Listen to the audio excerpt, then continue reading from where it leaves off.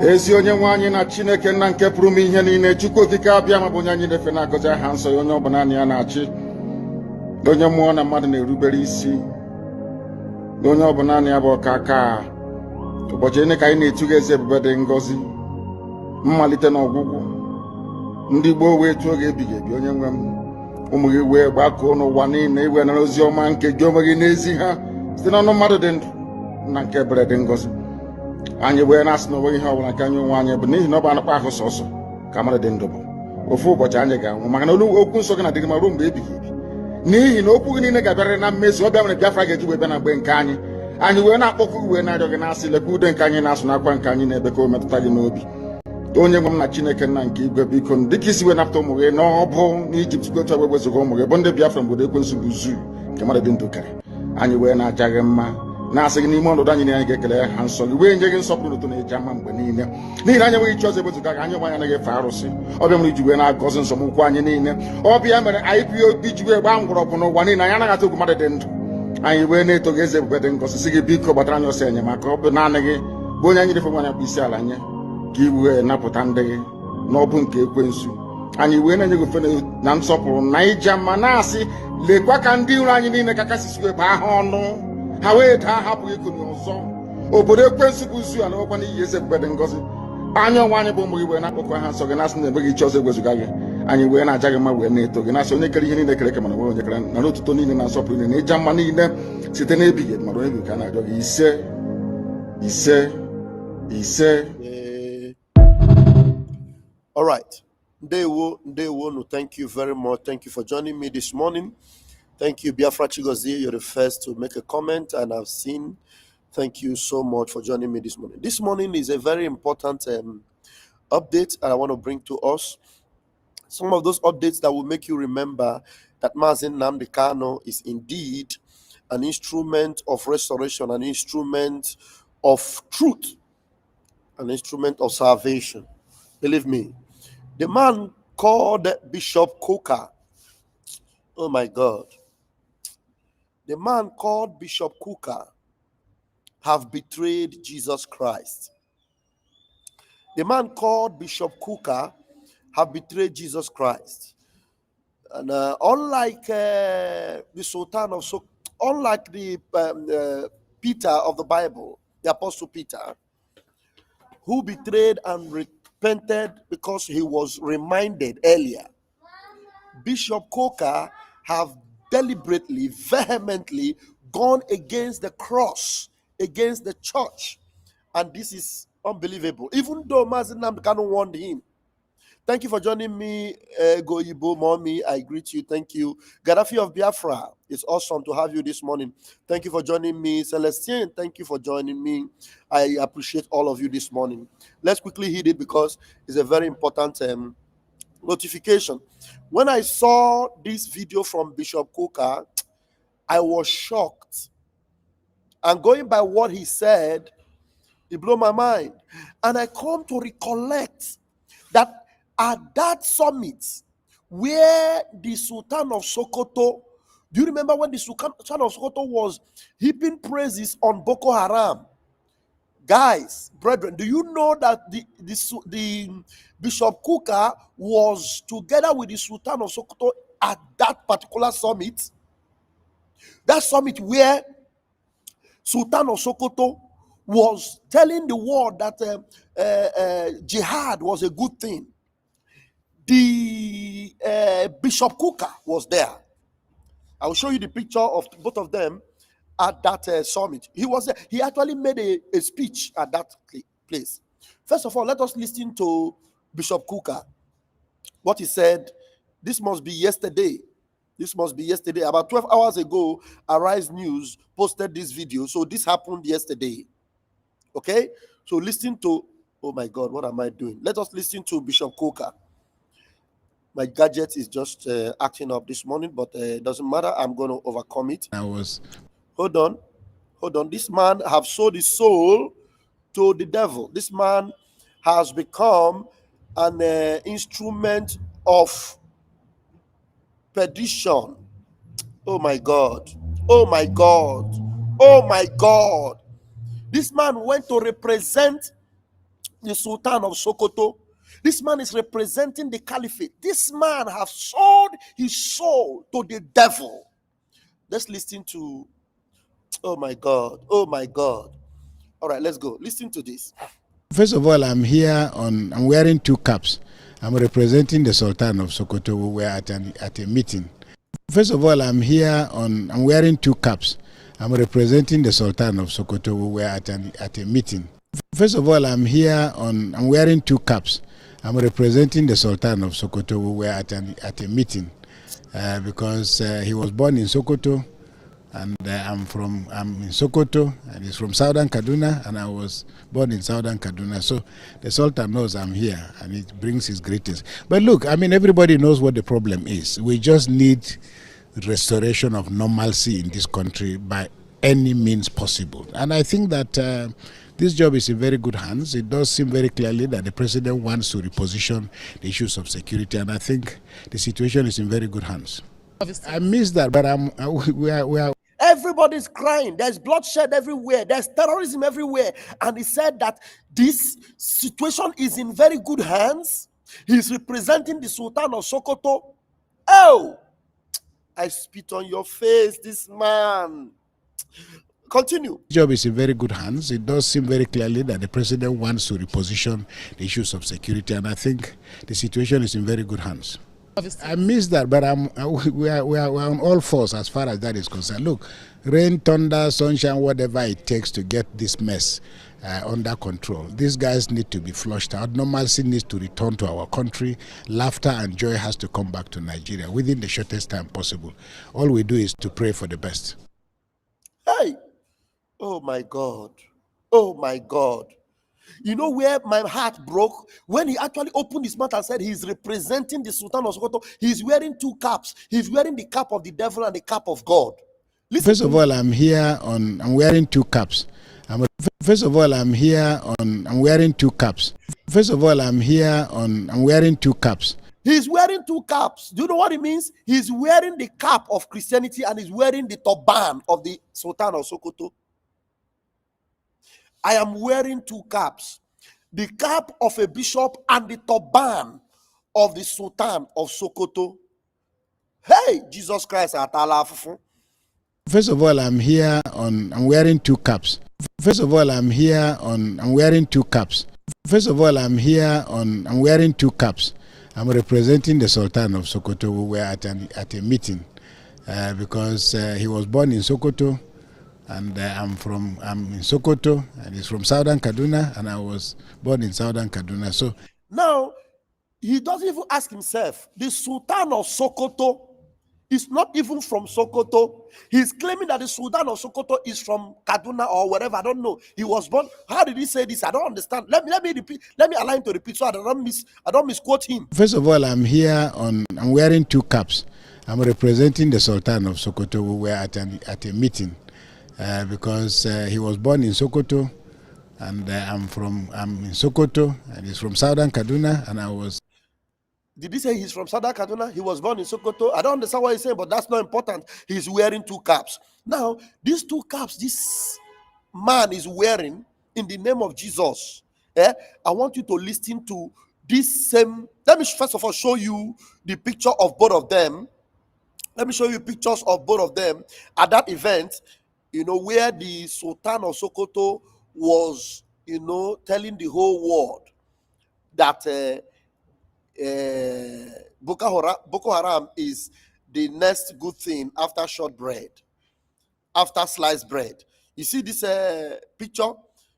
You see that this is picture from that particular occasion. Look at the background of that picture. Look at the background. These pictures were taken from the same background. That particular summit where the Sultan of Sokoto was preaching, the preaching I'm going to bring to you now. And I'm going to bring you a message from Nnamdi Kanu to this shameless Bishop Kukah.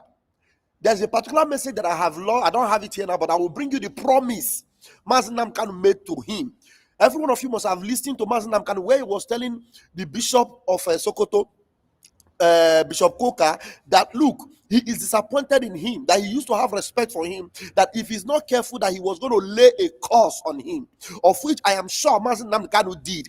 And since that time, Nnamdi Kanu laid a curse on this man. The man has never returned back to faith again. He sold his soul to the devil. He took the second cap to add to this cap he's wearing, and he has become an instrument of the caliphate. Now, you see this particular meeting between the two of them.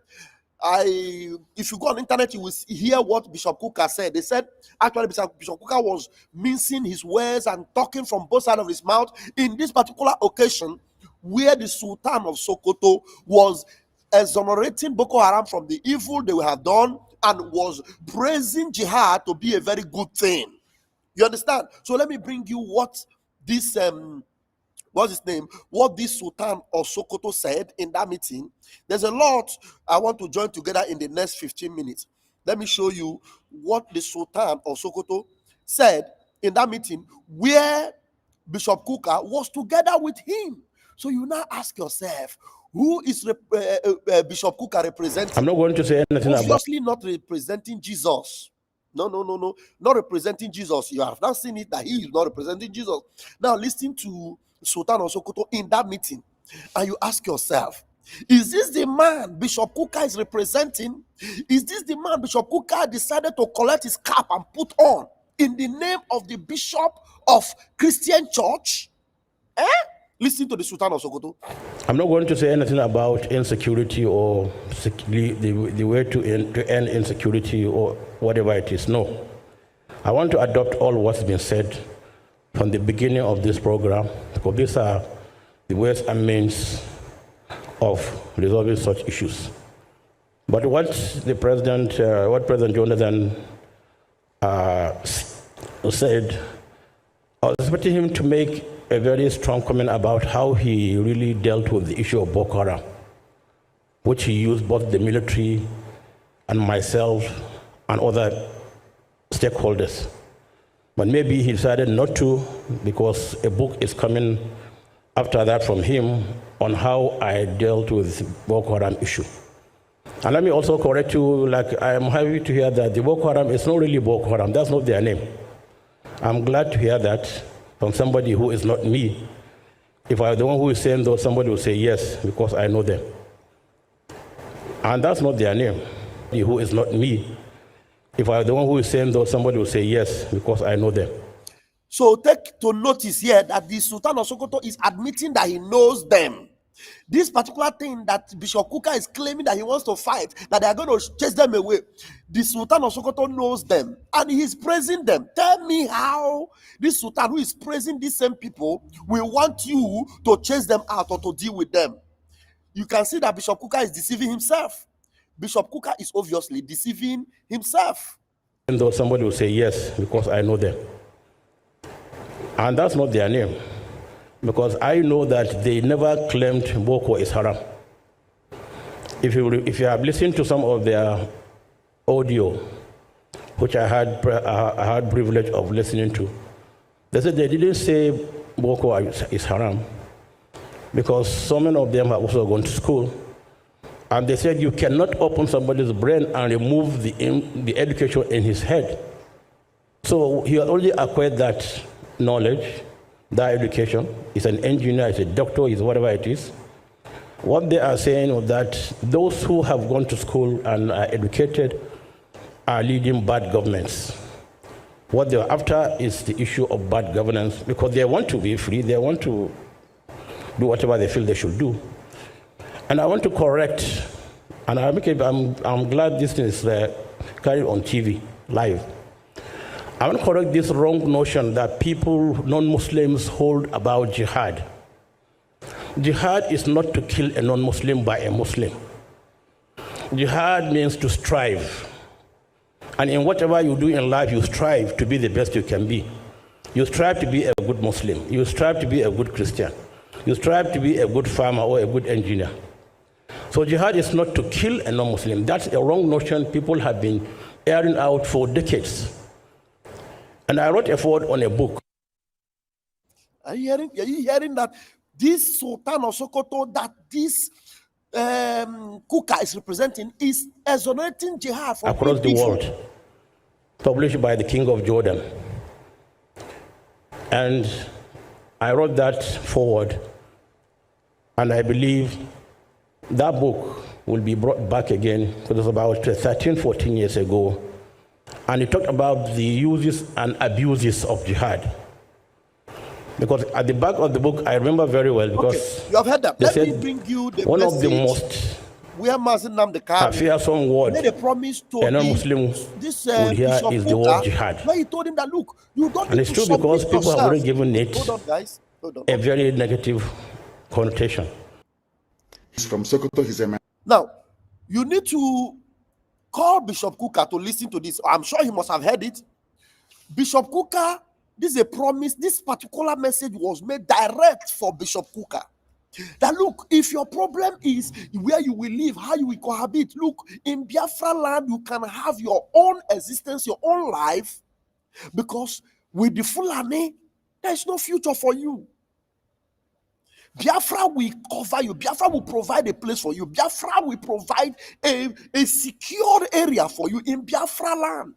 That was a promise Nnamdi Kanu made to Bishop Kukah. Listen to it. He's from Sokoto, he's a minority. So he thinks that when Nigeria breaks up, Fulani will swallow them alive. But I want to tell them that we are all students of history. There is a group of, or there were a group of people called the Huguenots from France. During the height of Reformation, they were being persecuted by the French authorities who were Catholic. People don't know that Roman Catholic fought with Anglican Church in those days. People don't know this, but that's life. Do you know what happened? Britain, being a Protestant nation, offered amnesty or struck a deal with France to say, give me all your Protestants. We'll absorb them. They're called the Huguenots. And they came into Britain. That is where the lives of Sir Peter de la Billière is a French name. But his family settled in England. He rose to become a general and led the war. In the Desert Storm, it was him that commanded the British forces in the Desert Storm. His ancestors were French, the Huguenots. So what I'm saying to Bishop Kukah and all northern Christian minorities today is this: on my honor and on my life, I swear, his ancestors were French, the Huguenots. So what I'm saying to Bishop Kukah and all northern Christian minorities today is this: on my honor and on my life, I swear before God Almighty in heaven that with the coming of Biafra, every Christian northerner will be allowed to settle in Biafra land. So you see, Bishop Kukah, you have nothing to be afraid of. You have a place where you can practice your faith without looking over your shoulder all the time, thinking who's coming to kill me. You will come to Biafra land and you will live there a very peaceful, fulfilled life in Biafra land. The same thing that the English did for the French Protestants, they're called the Huguenots. The same thing we are going to do for you. If you feel that you're threatened in the Sharia core north, and because of that, you think that having the East and the West in one Nigeria will save you as if some kind of insurance against elimination by the crazy, mad Fulani Janjaweed, you will come to Biafra land. We will give you asylum. You will stay there. Your generations will live and thrive. We are accommodating people. We welcome visitors. Then you will see what Biafra is like in real life, not the miserable existence you have in Sokoto. You want to stay in a country where people are threatening your life because you spoke. You said your mind and they're threatening you. What I'm offering you is what happened in England, though. The same England telling you to talk about one Nigeria. There was a time that the lives of French Protestants were under threat in France. England said, give them to us, we'll take them. They were all sent to England. They are called the Huguenots. We offer you the same asylum today. Did you hear that? This was Nnamdi Kanu. He swore with his life and on his honor. He swore to Bishop Kukah. Because what you see Bishop Kukah doing now, he thinks that by playing with the Fulani, supporting them, that they will spare their lives. It's a lie. They will never spare you. Now, do you know that there's a demand on Nigeria? There's a demand on Nigeria to remove Sharia from their constitution, because Nigeria is supposed to be a secular state. Remove Sharia, remove blasphemy law from your constitution. But do you know what? Nigeria have refused. Nigeria would not do that. They don't want to do that because Fulani is the one in control, in charge of Nigeria. They refused. And you know, because of that, this shameless, there's a shameless man called Reuben Abati. That issue came on the Arise television. Reuben Ebeface Abati was defending Sharia and defending Nigeria. I will show you that clip very quickly, because let me tell you, Bishop Kukah, the time is wrapping up. America and every other person have seen how wicked Nigeria is. Do you know why all these things is going on? Boris Johnson, the former PM of Britain, is in Imo State as we speak. He's in Imo State. He attended an occasion in Imo State. Do you know what the shameless man said? He said Nigeria have no problem. That he has no problem in Nigeria. Nigeria is a very safe place. Oh my God. These people are wicked, oh. Let me show you. I'll show you that picture of Boris. And then I will be bringing that video from Arise News to you. Honestly, believe me, these people are just evil. Very, very evil. Believe me, evil. Evil personified. Let me show you something. Oh, there's a lot of videos I should have shown you this morning, but the time will fail me. But I'll do the much I can. Now, listen to this. Mike Arnold revealed this yesterday. Mike Arnold, the table shaker, the head shaker, they call him, the one that exposed Reno Omokri, said the British are one of the nefarious global forces with their bloody hand deep in the Nigerian cookie jar. They are as much to blame as Boko Haram. This is them trying to deflect attention. You see, this is Punch newspaper. I feel safe in Nigeria. Boris Johnson dismisses security concern. Boris Johnson is dismissing security concern. Former UK PM Boris Johnson dismisses security concerns during a visit to Nigeria, stating he feels perfectly safe at the Imo State Economic Summit. Remember, this bastard man was the one in charge of Britain as a PM when Nnamdi was kidnapped from Kenya. This man was the man that Buhari and the president of Kenya, Uhuru Kenyatta, were visiting at the same time while Nnamdi was being kidnapped in Kenya. This man they call Boris Johnson. This man. Britain is a very terrible society, a terrible government, a terrible country. This Boris Johnson, this man, former UK PM Boris Johnson, he was the one in charge of Britain. I remember vividly when the Uhuru Kenyatta and Tinubu were visiting him and having a handshake with him in Britain while Nnamdi was kidnapped from Kenya, and every noise was everywhere, and this man was celebrating that the job well done. I am telling you, he is in Imo State attending something. Look at him. Former UK PM Boris Johnson dismissing security concerns during a visit to Nigeria, stating he feels perfectly safe at the Imo State Economic Summit. Read the full story in the comment. I don't know. We don't have time to go there and look for it. And this man, Mike, is telling you that the British are one of the nefarious global forces with their bloody hand deep in the Nigerian cookie jar. They are as much to blame for the genocide as Boko Haram.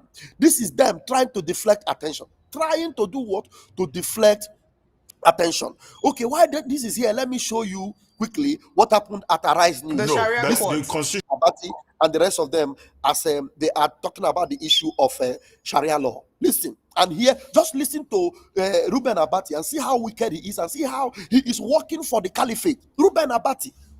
Watch and that it has a negative effect. We can go back to the conversation, revisit it, and actually find out if it's still working. Except that Sharia is not a religion. No, it's a religious group. The Sharia court. The Constitution says there shall be no state religion. Correct. In any part. And there's no state of Nigeria where they say you must only be Muslims or you must only be Christians. Yeah, There's but no the such thing. point she's making No, is it's a about system Sharia of judicial law. administration. That applies to only a particular religious group. Or Religious whoever group. submits to it. Yes. But it's mainly the religious So group. let me tell you why It's she's religious, talking about, why yeah. we're talking about this, because only recently I think we saw a In man's Abuja. store that was Was it? closed Yes. down in Abuja and said it was a Sharia court that repossessed his property. And we have seen some of There's these. no Sharia in the FCT. Well, that was the conversation. In the state where it was brought before. It was brought before. And so they are inching. So it wasn't. See, Reuben Abati is brushing the case off. They are reminding him of what just happened recently in Abuja. Everybody saw it. The man that they used Sharia law to take over his shop, take over everything. And they, if not that very dark man came out and fought for that man and he made it public, and they decided to return that issue and change it. Not only that, they also cited some other issues here. Reuben Abati shamelessly kept quiet eventually. He was trying to defend Sharia. Oh my God. God will punish people. Oh. Why we're talking about this, because only recently I think we saw a man's Abuja. store that was Was closed yes. down in Abuja and said it was a Sharia court that repossessed his property. And we have seen some of There's these. no Sharia in the FCT. Well, that was the conversation. In the state where it was brought before. It was brought before. And so they are inching. So it was in the state it was brought before. Closer, so, yeah. Exactly, because the people that were persecuting were, using the Sharia court to do that. And so, like Ayo has said, this is a situation where these laws are inching and also persecuting people that have not subscribed to it. Yes. For example, we saw Deborah, the killing of Deborah, who, had this, was blasphemous, and she was killed. She was burned. But she was Christian, and they used the blasphemy law to persecute her. So, these are the sort of conversations that are uncomfortable and need to be had. If we have to revisit the conversation, we should open it again on the table. And this is my thought. The Constitution is being reviewed all the time, Dr. Bat, isn't it? No, we're talking about Sharia law. I'm saying it will cause a lot of problems. Well, I don't think President Tinubu needs to go in that direction. Well, that's your... The US talking about Sharia, that it is affecting lives, it should be removed. Because Nigeria is a secular state. Abati is saying it will cause a lot of problems. That he doesn't think Tinubu should go in there. But that is an option that if he doesn't attend to it, he will see gun blazing. Are you hearing Abati? He says Sharia, Tinubu should not go into it. Imagine Abati. Abati, go and live in the north and let them use Sharia law on you, you shameless evil man. Dr. Abati, isn't it? No, we're talking about Sharia law. I'm saying it will cause a lot of problems. Well, I don't think President Tinubu needs to go in that direction. Well, that's your advice. But the Nigerian people are saying that these are the conversations that need to be had. If this is a situation where Christians are being persecuted for something that they did not subscribe to, I believe it's something that should be put on the table. Yes. That's really all it is. Going to constitutional well, all right. Are you seeing it? Okay, now let me quickly also show you our videos of, especially there's a video you need to listen to, but I will let me reduce the image of this and make sure. I have to bring this one down here. Bring me up here. Okay, so the video I want to play might have some kind of images that we may not be obeying some of the community guidelines. Nnamdi Kanu's message. Now listen to this message from Nnamdi Kanu. Told you before, anything you hear on ISIS will enter the zoo and charge. As I told you before, anything you hear on Radio Biafra is correct. I told you on this platform that they will come for you. You see, let me tell you one thing that people don't know because you don't know history. I forgive some of you because in your schools in the zoo they don't teach you anything. I want some people to actually go and sit down and study the history of Islam. Islam is the only religion that has never stopped growing. Islam is the only religion that has never stopped expanding through militancy and war. Others have stopped, only Islam. Islam believes in expanding through war, and that war is coming. Now, I must be put on record. I want you to record this very broadcast and play it all the time for our people to also understand and listen very carefully. And I will say it tonight. And if you come to me in the future, I will refer you to the broadcast of the 8th.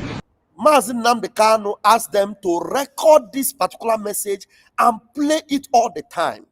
And this message was made on the 8th in 2015. Let me take it back and hear what he said and hear his mentioning of it. Listen, very important. Now, I must be put on record. I want you to record this very broadcast and play it all the time for our people to also understand and listen very carefully. And I will say it tonight.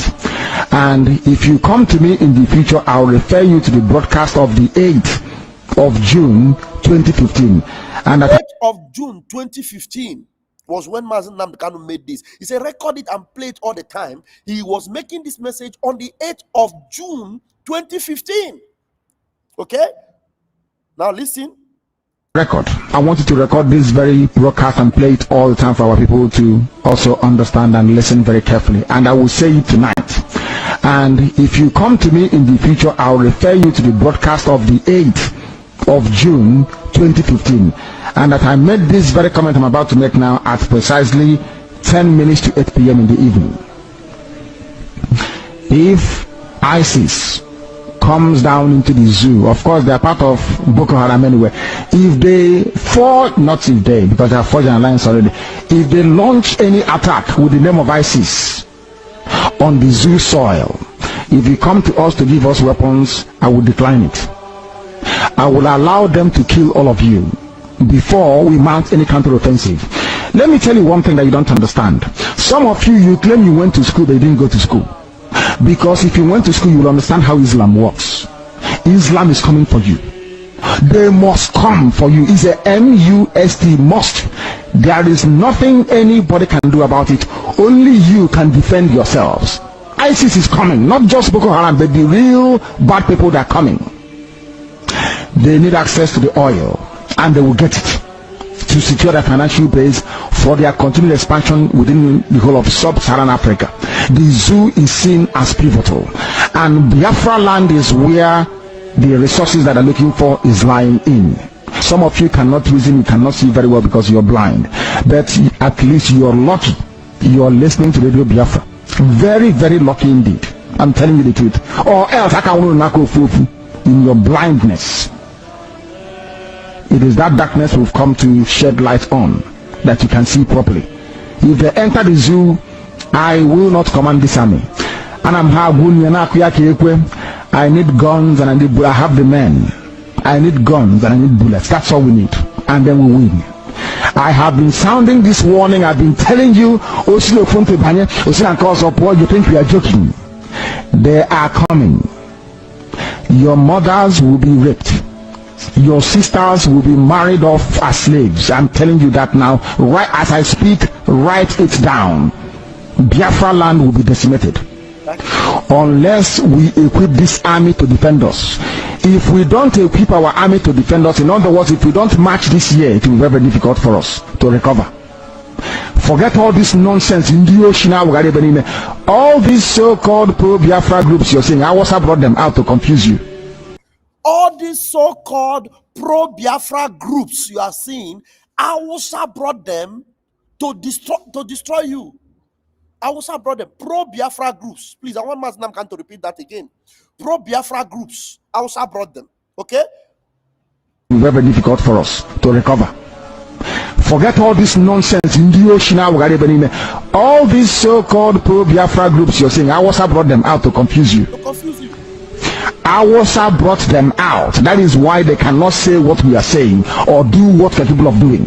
These are Awasa groups, and you are not listening. That's not what I want to. You are not listening because the devil has gone into all these idols that you worship. The devil has gone inside you to harden your heart, to blind. When Master Nnamdi is talking about pro-Biafra groups, what comes to my mind immediately is Ngozi Orabueze. Pro-Biafra groups. Awusa brought them. Fulani brought them to confuse you. Ngozi Orabueze. Fulani brought her to confuse you. Pro-Biafra groups you are seeing. You think they are fighting for you? You think they know what they know what to do to stop all this menace? They are supporting it. Ngozi Orabueze with her fingers up every time like this, telling you that she is Fulani, she is Caliphate. They are taking over. That's Ngozi Orabueze for you. Fulani. Okay, pro-Biafra groups. Fulani. Find your eyes that you can no longer see. That day I will tell you to remember the broadcast of the 8th of June 2015. I will tell you to go back to it. I need guns and I need weapons. If I don't have guns and bullets, the army of Biafra cannot defend your towns and villages. The sooner you get that into your thick skull, the better for everybody. You are black people, you don't reason, I know that for sure. But the sooner you take this very message seriously, the better for everybody. Or else you're finished. ISIS is coming. They will enter the zoo and Chad very, very shortly. Not as Boko Haram, they are coming in as their franchise and as their name dictates. ISIS is coming.